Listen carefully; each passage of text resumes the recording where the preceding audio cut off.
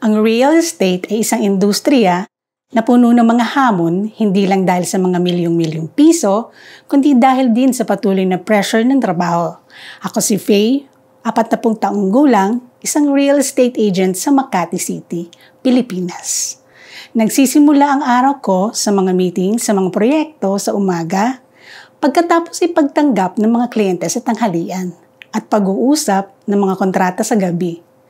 Punong-puno ang schedule ko, walang tsak na oras, at kailangan kong maging alerto at masigla. Pero habang tumatagal, parang nararamdaman ko na ang pagbagsak ng katawan ko. Palagi akong puyat, laging stress, madali lang yung pagkain ko.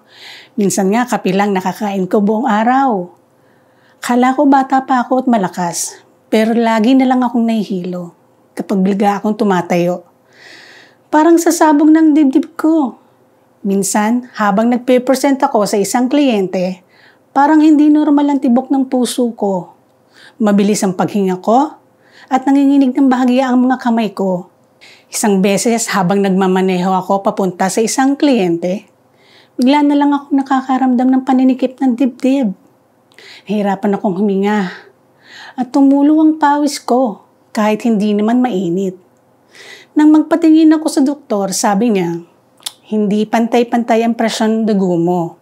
Hindi normal ang tibok ng puso mo, mataas ang taba sa dugo mo. Hindi mo maagad maayos. Malaki ang tsansa mong magkaroon ng stroke. Sinubukan kong baguhin ng aking dieta. Mag-ehersisyo at madalas, pero hindi pa rin gaanong gumagaling ang pakiramdam ko. Hanggang sa nalaman ko ang Tokoshima, isang produktong pampalusog na galing sa Japan na espesyal na ginawa para sa mga Pilipino. Hindi lang basta gatas ang Tokoshima. Kombinasyon ito ng Japanese nutritional science at ang mga pangangailangan ng mga Pilipino para sa kalusugan. Pinili ko ang Tokoshima dahil espesyal na formula nito para sa puso, presyon ng dugo at taba sa dugo. Meron itong Nattokinase, isang natural na enzyme galing sa fermented soybeans sa Japan na tumutulong matunaw ang mga namuong dugo, patatagin ang presyon ng dugo at bawasan ang panganib ng stroke, Capros. Isang katas mula sa ligaw na tamarind na tumutulong mabawasan ang masamang kolesterol, dagdagan ang mabuting kolesterol at mapabuti ang sirkulasyon ng dugo. Isomalt, tumutulong kontrolin ang asukal sa dugo, dahan-dahang hinihigop ng katawan, hindi nagdudulot ng pagtaba kahit hindi regular ang pagkain.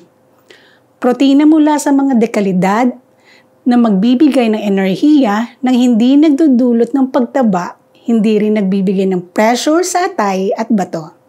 Zymo, enzyme, tumutulong sa panunaw para mas maabsorb ng katawan ng mga sustansya.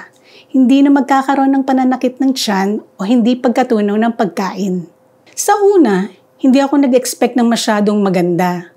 Pero pagkatapos ng isang buwan na pag-inom ng 2 baso ng Tokoshima araw-araw, naramdaman ko na talaga ang pagbabago. Parang gumana ang pakiramdam ko. Naging stable ang presyon ng dugo ko at hindi na rin tumitibok ng bilis ang puso ko. Pagkatapos ng 3 buwan, mas nakatulog na ako ng mahimbing at naging produktibo ako sa trabaho at hindi na ako napapagod pagkatapos ng isang mahabang araw. Pagkatapos ng 6 na buwan, bumaba na ang mamalaki ng cholesterol level ko at bumalik na sa normal ang presyon ng dugo ko.